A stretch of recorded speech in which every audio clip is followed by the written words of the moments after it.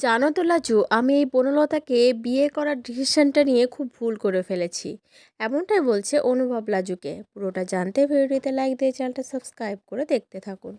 কোণে দেখা হলো সিরিয়ালের আগামী পর্বে আমরা দেখতে পাবো অনুভব খেতে বসেছিল, কিন্তু রেগে মেগে খাবার টেবিল থেকে উঠে চলে যায়। আর রেগে মেগে বলতে থাকে, বুঝতে পেরেছি সব দোষ এখন আমার, তাই তো তোমরা সবাই মিলে আমাকে এই দোষী সাব্যস্ত করতে চাইছো।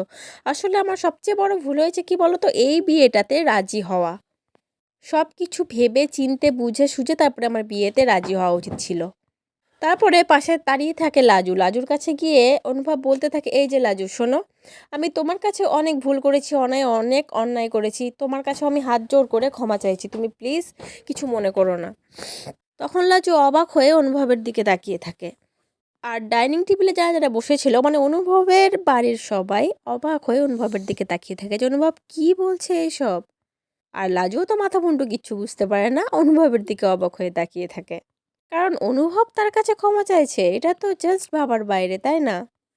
তো বন্ধুরা, কেমন লাগলো পর্বটা অবশ্যই কমেন্ট করে জানিও। পরবর্তী আপডেট নিয়ে তাড়াতাড়ি আসছি, সঙ্গে থেকো, সাথে থেকো, চ্যানেলটা সাবস্ক্রাইব করে দিও। ধন্যবাদ।